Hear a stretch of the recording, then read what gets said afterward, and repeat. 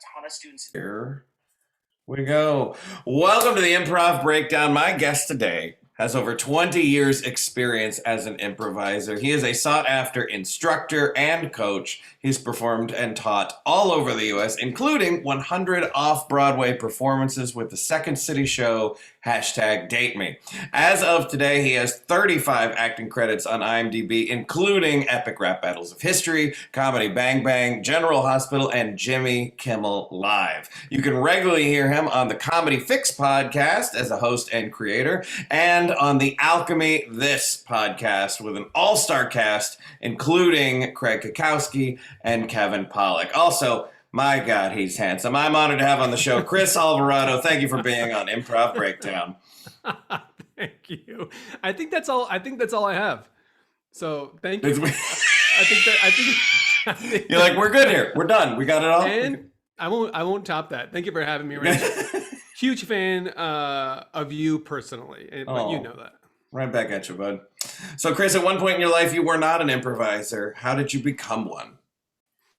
You know, there's like seeing improv in high school, there's doing it in college, but I remember so I'm from LA and I left Los Angeles to go train at the Second City in Chicago. And I remember one day I was getting ready for a class or a show or something. And I looked in the mirror and I went, oh shit, I'm an improviser.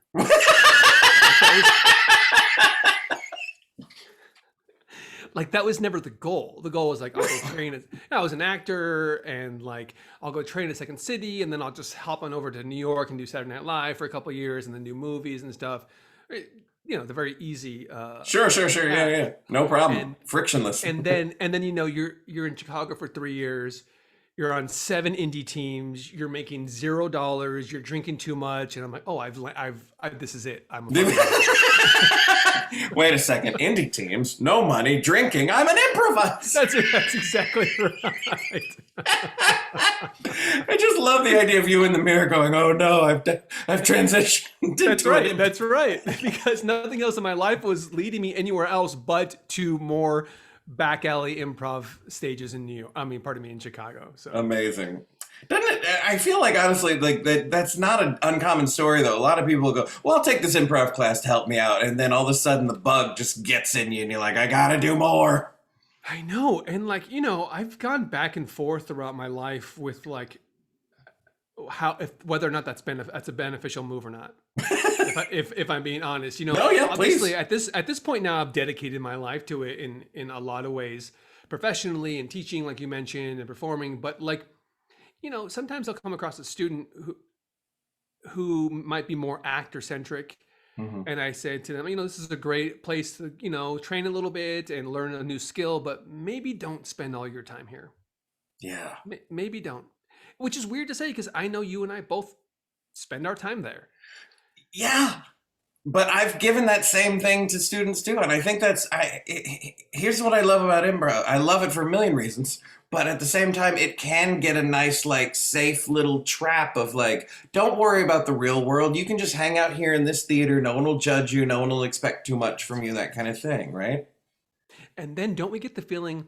Sometimes false. It sounds like I'm shitting on it, but the kind of this false feeling of accomplishment because we're showing up to rehearsals and shows. So we're like, I am moving my career forward, but you know, in some ways, maybe personally or artistically you are, but like not as far as maybe career milestones. It's easy to feel like performing an improv show is forward momentum. And yes. I'm not saying that it isn't, but I'm not saying that it 100% is either. So it's.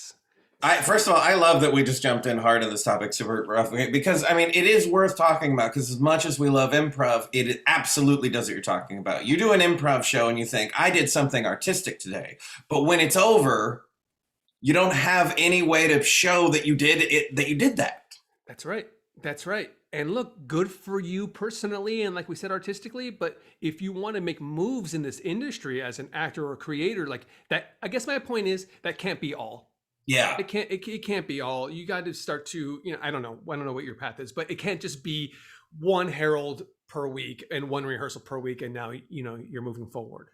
Did you ever, I mean, this, I'm showing my naivete pretty hard here, but did you ever believe, especially in Chicago, that, oh, if I just do enough good improv shows, someone in the audience is going to see me do this improv show and going to go, you belong in my sitcom or something insane like that? Did you ever have those delusions? 1,000,000%. One didn't even feel like a delusion. It felt like that was what we were supposed to do. Yeah. And then you look around, you're like, no, not that didn't really pan out for a lot of us. It didn't pan out for a lot of people. And furthermore, now this is controversial, Rich. Oh. This is controversial, but I don't necessarily think that years and years and years of improv training and or performance is necessarily beneficial when it comes to booking work in Hollywood as an actor, be it comedic or otherwise. I think in my opinion, I think there's a big, what's the word I'm looking for? I don't know. I just think that there's a disconnect. I think some people think that the more and more they train in especially long form improvisation, that like that's going to make them a better actor. In some level, I think it is, but I don't think it necessarily translates to bookings. And Yeah. because myself first, but also a lot of my talented friends haven't had a ton of success. I have friends that are successful, sure, but Same. but like they're all great improvisers. What did that do for them? I don't know. Yeah. Well, it's kind of, I mean, it's kind of like saying like, oh, I'm gonna do martial arts every week. I'm gonna do martial arts, and then maybe Hollywood will ask me to be a stunt person. And it's like, yeah, right. Like it is a good skill, and like you are getting better at that thing, but it might not translate because, frankly, in the room, let's be honest. I keep talking about the room. In the audition room, they're not asking you to do an opening and then be inspired by an opening to do a first beat. New choice. That's right. So I think some training is nice, but when you hit the 10-year mark or 20-year mark, you're like, oh, maybe this wasn't. Listen, I wouldn't change it if I'm being honest. I wouldn't change it. But I do, like we said, I will tell some students here or there, maybe go take a writing course or like yeah. Don't just go off this one thing. Oh man, This is so real, so wonderful. I love this already, Chris. I love it so hard. So all that said, that we've kind of but not really shit on improv a little bit. That's right. But we're still doing it. So what keeps you doing it 20 plus years in? Yeah, I think that changes for me throughout the years. I think for a long time it was just trying to get good enough to get the recognition I wanted to have, be it in certain theaters or I wanted to make certain teams. In hindsight, I don't think that was necessarily a great driving force, but that was what was driving me. Today, I'm 41 years old. I teach a lot, and my philosophy of teaching is changing. The way I view improvisation has changed, and now I want to like say something, legitimately say something.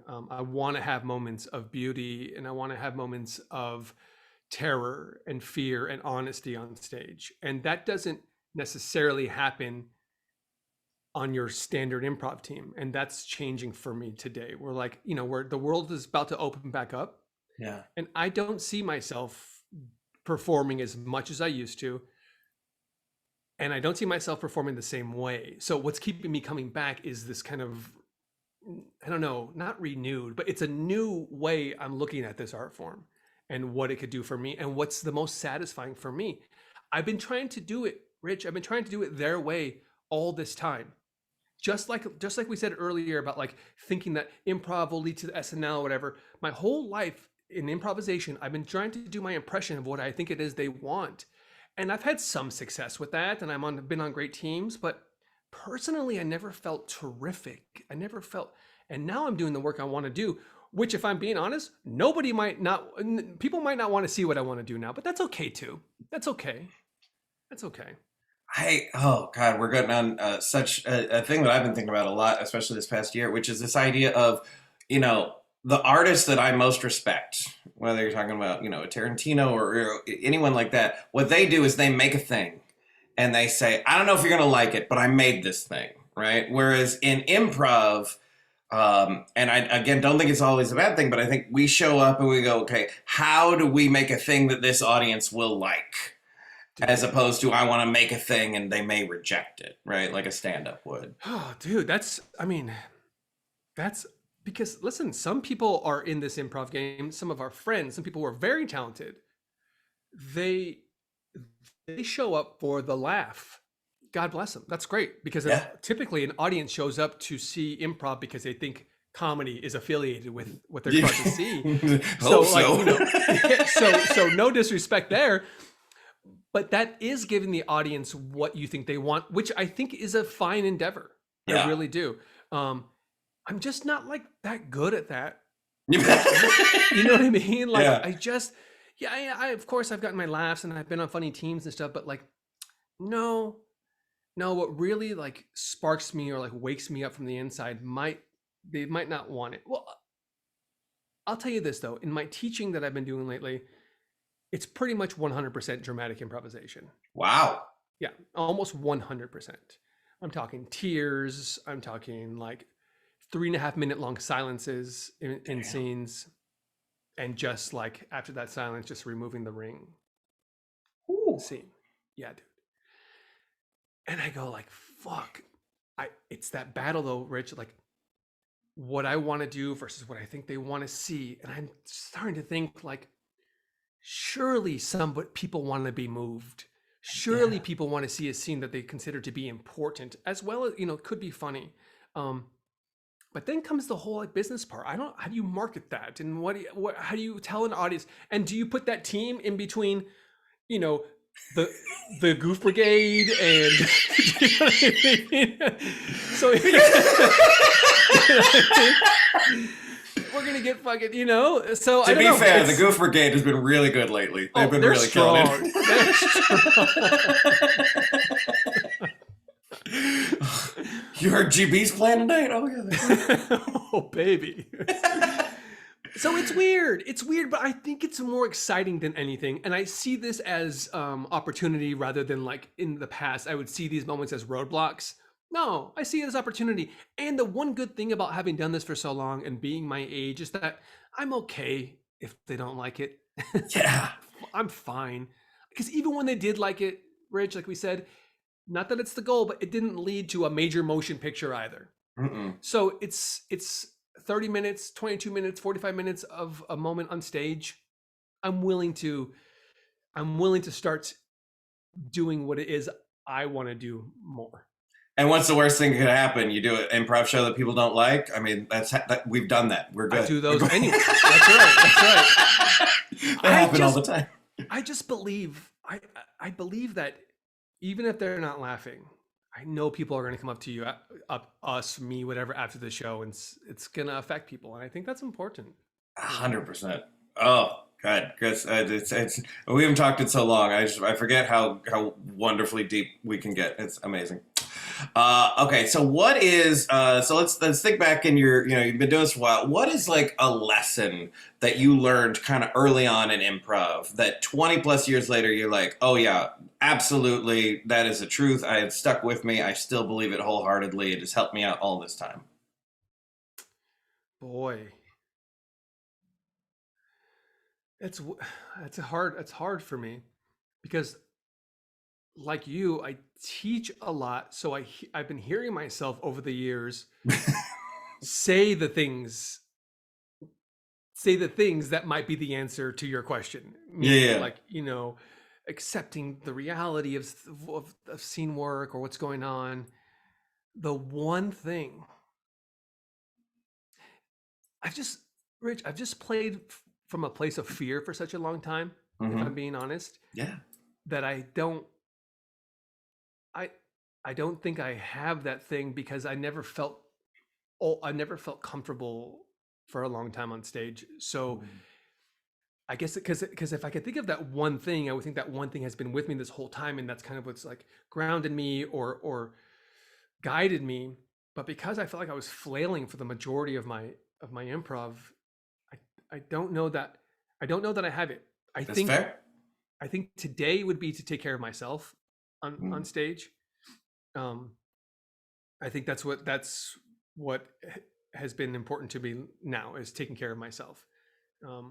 It's very easy to get caught up in the support your scene partner stuff, right? But Yeah. like my own personal relationships, Rich, I thought support meant I give you everything. Mm. And then what's left? I'm just a bag of bones. Do you know what I mean? Yeah. And so taking care of myself supports you, and it's not anti-scene partner. It's pro me, and there's a difference to that. It's not a selfish endeavor. So that to me is what's important. It's what I can stick my flag in. I don't know if that's Hey, get your flag out of me, man. What are you doing over here? Yeah, so I think it's important to take care of yourself. Take care of yourself. That's such a mature thing to say because, like you, I also used to think, oh, I just have to give everything and that'll be what it is. But it's like what we learn over time is that if you're not taking care of yourself, you're actually wind up unintentionally being selfish. Yeah, sure, absolutely. Having your scene partner do all the work, or you think you're serving them all these gifts, but all they want is a real fucking response or a reaction or an honest reaction from you. And I can't do that if I'm in my head going, how do I keep giving gifts? How do I keep supporting? Again, though, that brings me, I'm going. Go.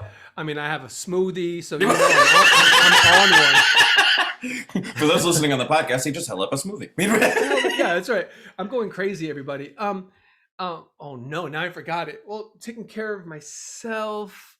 I'm starting to realize, and I didn't know that there was such a close relationship between who you are off stage and who you are on stage. And the way I treated scene partners or scenes or shows was the way I would treat people or moments in my life, which again is not taking care of me for such a long time. Yeah. So I'm seeing this with a lot of my favorite performers. The moves they make on stage tend to be the moves they make off stage. And I like that. So I don't have to go onto stage and I'll put on an improv jacket. No, I can just bring who I am, bring my values, bring what's important to me off the stage, bring them on the stage. And then it's a beautiful moment. That is a wonderful lesson that I dig that. Okay. Can you talk about, and I mean, you already pretty much mentioned how things have changed, but you get on a stage, 15, 20 years ago versus you get on a stage now. How does the world look different? How does your prep look different, or does it, or what looks the same, that kind of thing? Yeah. Well, kind of like we have been saying, I don't feel the need to serve the audience so much or pander to them, or do everything in my power to make sure the audience laughs. I don't do that. Yeah, boy, did I try though. And I just wasn't good at it. One of my podcasts, some podcasts, we talked about confidence, and I think I'm more confident now. But I used to think confidence was the thing you just put on, be confident. Yeah. I'm now learning confidence has come from the 10,000 hours, right? The years and years of reps. So there is an ease to myself today, which is really nice to feel that, a little nervous energy, that's fine. Excited to play, that's fine. But not when I step out tonight, I must do the best thing that's ever been done in the history of the world. Otherwise, I'm a failure. That's changed. That's changed. That's so nice. Yeah. Give yourself some grace. Absolutely. And, we're talking about scene partners before. We're playing with some of the best people who do this, Rich. I know you play with some of the best people who do this. So we're fine. We could take that moment, take that beat. It's okay. Yeah. It's okay. Jamie Moyer's going to crush for me anyway. Yeah. She's always going to crush. I'm fine. Oh my God. I love it. Okay. So at what point did you transition from being just a performer to being a performer teacher? How did that go? How did that happen? Boy, I remember I asked IO if I could teach, and they were like, yeah, we'll let you shadow. And I shadowed one class with Molly Erdman, and then I was like, oh, this is different. This is different than I thought. I didn't pursue it much after that. It was just much harder than I thought. I thought being a teacher was just being cool and just kind of saying improv. Are you an improv teacher? You must be cool. Yeah, right. That old association. and then I just started. You know what it was coaching. What was just kind of cool was like doing shows and then having people watch those shows come up to you and say, "Would you coach our team?" Yeah. Um, that was my introduction to teaching. Although there is a difference between coaching and teaching, obviously. But I started to log those hours of being in front of other people in coaching, and then just started teaching at smaller theaters. Improv LA gave me a shot, and then of course West Side, where I landed there. Yeah. And that's a scary transition. It's a scary transition because now it's like, okay, dude, do you know how to say this so everyone understands?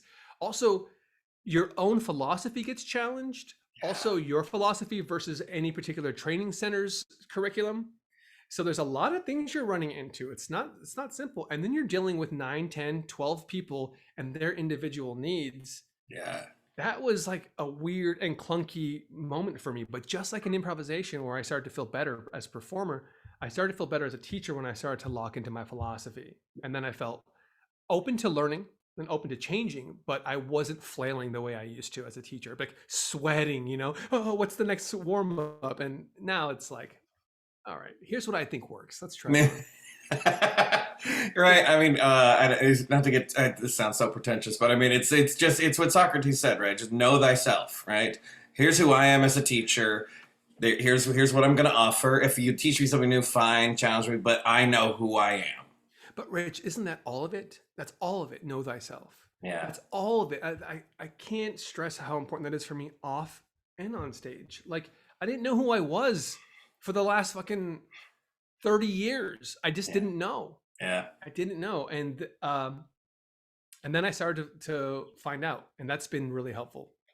And it's so in improv, I feel, and maybe it's common everywhere, but I feel it's so common in improv because one scene we're a garbage collector, the next scene we're the president, and the next scene, we're a dog. And it's like, so it's so easy to just think of ourselves as these interchangeable masks. I'm not a performer, but when like, oh no, this is what I bring a sense of this, or I have whatever, that's when you really become an artist as an improviser.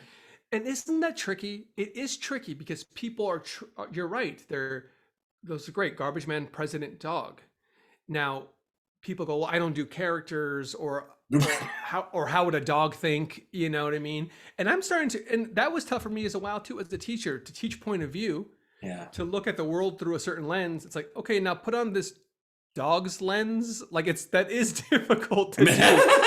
But I think it is still bringing your own specifics and your own truth, if I can say that, to these characters. Because listen, I'm a fucking dunce. Right? So it used to be very frightening for me to play any figure with authority or high status, especially in a place of like, I'm playing a professor or the president. Well, I don't even know the 3 branches of legislation. I can't even say it now. So how am I gonna do this? But I learned I don't need to do that. I don't need to get it right. I can just bring my version of what I think that is, and that's fine too. I'd vote for you for president if you were running. Thank you. 100%, no doubt. So okay, if you had a magic ability to teach every single improv teacher one lesson that you think would help all improv teachers, what would you teach us?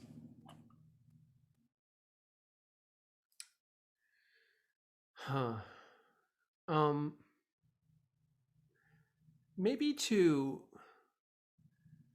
be open to and willing to look on the other side of what it is you're saying. I think a lot of teachers, myself included, it's easy to get into a place where you're saying these, what we consider to be improv truths, some rules, some philosophies. And I was stuck there for a long time. And I became a better teacher and a better person when I would look on the other side of it. What's over here? What happens if we deny? What happens if we just walk off stage in the middle of a scene? What happens if we do the things that we're told not to do? So I think that I know all of us. I mean, you and I, we've even taught corporate stuff together, Rich. I think we could tell all the people in the world all the things that are true about improv, but that also might be detrimental to personal artistry and exploration, which doesn't always happen in a training center in a level 2. I Sure. understand that. Sure. But like, what if we didn't say all these things as Bible, as fact? What if we said what has been working for some years, but also allowed for us to look on the other side of these things? I think that, I guess it's just being more open-minded, which sounds like a very easy way to say it, but I think we would see performers make moves that surprise us rather than once again seeing their impression of what they think long form improvisation should be, which gets to be mind numbingly boring and Yeah. frankly doesn't move me. So again, and I say this to I'm telling this to myself as a teacher too. I, I think less than 5 years ago, I was locked in. I was like, figured it out. Done. Done. And I was even known for like being like the kind of screamy teacher. As a matter of fact, somebody said to me recently who came to one of my classes that they were disappointed that I wasn't screamy teacher anymore. when I was screamy teacher, I just thought I knew it all. But I have been challenged by students and by teammates to look on the other side of it and go like, oh shit, I don't really know. I've been yelling this stuff. Yes, I mean, really, I was like, I'll get it tattooed on my chest. Point of view is number one, and it's like, fuck it, switch your point of view in the middle of a fucking scene, whatever, dude. Yeah. Whatever. Whatever. Yeah. So look on the other side of things. Oh my god, I love it. Well, my next question was, how have you evolved as a teacher? Take care of that one. Done. Well done. Yeah. Also, dude, it's so exciting. I mean, there's probably people who are listening to this or watching this who are just they're better and fully formed human beings. I'm like just getting there. It's actually a much more enjoyable experience when it becomes an experiment rather than a lecture. Yeah. It's like, oh, whoa, what a move. Because Rich, I would stop people mid-scene constantly. Actually, the majority of my level 6 students, which is one of the levels at the West Side, they couldn't get through a scene because I would stop them and be like, that doesn't make sense. You said this, you're not honoring that, you're now doing this. It's bullshit. Listen, sometimes it's okay to nudge somebody or show them this way, but also like it's fun to get surprised by moments when they do something that they weren't instructed to do. Yeah. It's just been a more fulfilling experience as a teacher. I've got a handful of students, and I've had them over the years, but I'm sure you've had students like this where they don't fit the typical mold, at least what we in Chicago thought of as good improviser, that kind of thing. But they bring this totally different perspective. And what I've learned now, which I didn't necessarily, I would not have been a good enough teacher to them back then, is that their curveballs that they're throwing in class unintentionally, because that's just who they are, they're making everyone better because they're having to adjust to this as well. And then I'm learning new ways just based on their unique personalities, where I would have tried to mold them to somewhere else, where now I'm like, more of that, please. Be yourself, unique. Yes, let's see where it goes. Also, Rich, I think you said something really important there, the unintentional curveballs. Because we know the player that throws the intentional curveball. It's like, dude, okay, like you're doing this for like to show us that you're a rebel or you're not following rules. But how clever are you? Yeah, exactly. Listen, there's a student, I'm going to name her. Her name is Devin Grace. And Devin was a student of mine at the West Side. And she did a scene one time that was so goddamn dramatic in class, it shook everybody. Wow. She's like holding onto the student's leg like in the scene. He's trying to like get away from her. And she's like, I think actually crying. Wow. And it kind of shook people like, whoa, this is tough. And at the end of that class, she said to me, you should teach your own style of improv. I was like, oh, that's nice of you to say. Because in that moment I said, might not be the way everyone wants to play, but I thought that was kind of cool. Again, Rich, an unintentional curveball.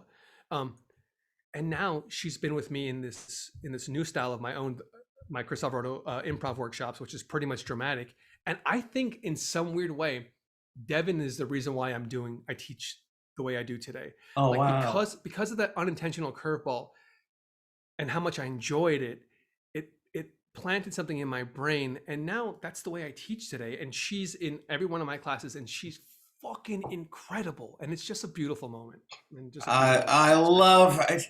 love, students will, and I'm sure you've had this many times. It's very flattering when students are like, "Oh, your class really changed me, this, that, and the other." But like, it goes both ways. I love that that student taught you something that blossomed into something else.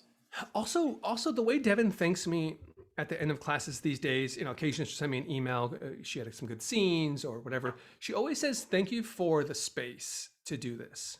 Mm. See, it's become less about me going, "That's wrong, that's right, more of this, less of that," and instead giving these students a space to just stretch and try things. That's fucking great. It's not, there's no, my ego's not involved. My philosophies aren't challenged. I'm just watching them create. And that's been really, really fucking gratifying. Ugh, I love it. All right, let's get silly. What is we all we have we have infinite characters at our disposal at any given moment, but we all tend to find some voices or some different things that crack us up. What is an example of a character voice that you do that still makes you laugh? Nothing makes me laugh. Nothing I do Oh, makes great. me laugh, Just dead Rich. inside. Okay, great. Got it. Well, I only, I think I have two, I think I have three characters. I have this one you're hearing. Okay, great. I He's have this one awesome. right. I have this one right here. Okay. And then I have this one right here. And those are my three characters. Okay. I got to be honest, I don't make myself laugh, Rich. I don't make myself laugh. All right. For better or worse. Probably for worse since I'm dedicated my life to this thing, but I don't make myself laugh. No, I mean maybe that's a good thing. Like you can actually do a scene without cracking yourself up. Where Well, but I laugh at my partners way too much. You know what I mean? So I need to retrain on breaking because I break way too often. Uh, uh, well, for what it's worth, if this, I tell my students all the time, there's no such thing as breaking in improv. Oh, I love that. I say if you laugh, then whatever character you're playing laughed in that moment. Deal with it. That is so simple and so beautiful. I like that. Thanks. Yeah. Because we're making it all up. So how do I know that the mayor that you're playing, the mayor of Tulsa that you're playing, why wouldn't he laugh in that moment? Isn't that funny, Rich? That you're right. I spent all these years berating myself when it's like, wait, I'm making it up. I could Yeah. also just choose that he's laughing. Instead, I'm like, no, I've made up a character who wouldn't laugh in this moment, and so I'm failing. Right. Yeah. Uh, Thank you for that lesson. no, it's my honor. Where do you think improv is going? Mm-hmm. 2 years ago, I thought long form improvisation was dead. If I'm being Mhm. But recently, I'm working with these two fellas as a coach and a director, and now we have a podcast. They have a team called Folly, and they really, I should name them Jamie Parkinen and Sam Miller, and they've really pushed what I thought was possible with this art form. Some of it fails, and some of it works, but it's really exciting. Also, Peter Fleway, a friend of mine and a team member of mine on Heyday, recently said comedy and long form isn't dead. We just have to work harder. And I love that idea that let's not coast for another decade on mediocre fucking heralds. Yeah. Why don't we work harder? And I'm looking at myself. And so I see the future of improvisation much like the way inline skating or skateboarding would be, which is one kid trying a trick in his backyard and everyone going, it's never going to work. And then he lands it one day. And that becomes something new.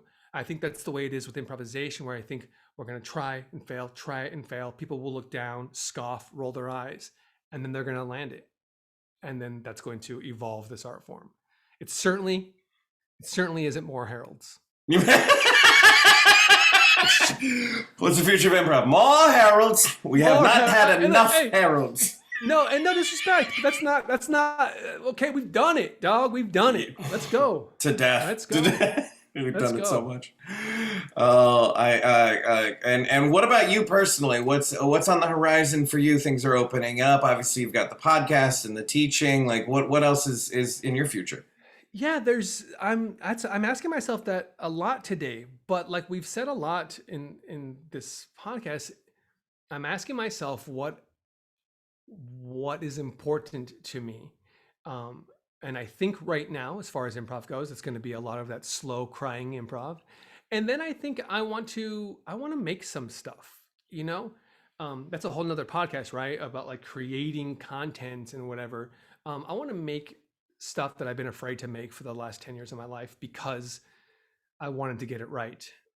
So I think that looks like shooting a couple of shorts where I'm not fucking in them, which is bonkers because I'm an actor, but I don't want to be in these ideas I have. I think it's going to be really leaning into the things that move me Yeah. without fear. I mean, that's a hard one for me. It's easy to say without fear, but that's the goal, is to start to create stuff that I really want to make without fear. It's kind of general, but I think it's where I am. Well, and that's great. No, because as we said earlier, in improv, you can feel like you've done something, but at the end of the day, you haven't made anything, right? And it's like when we make things and we take risks, whether we're in it or not or whatever, it's like, I think that's what being an artist is, right? Well, I forgot that though, Rich. Me too. I forgot that. I mean, calling improvisation an art is 100% accurate, but I wouldn't say I treated it as an art for a very long time. And that's really fucking sad. And I think about the example I was to students or younger improvisers who watch me, just do mediocre shit, and how I might have like influenced them in the wrong way. I don't think I've had that much of an impact one way or the other, but like, yeah, how about creating this like a fucking art form, dude? Saying something, moving something, taking risks, going. I'm getting pumped. It's this smoothie. It's this smoothie. Dude, I love it when you get pumped. What you just said just kind of blew me away, and I'm going to be digesting it all day. It's definitely an art form, but we haven't been treating it like an art form. Yeah, man. I've been treating it like a safety place to hide.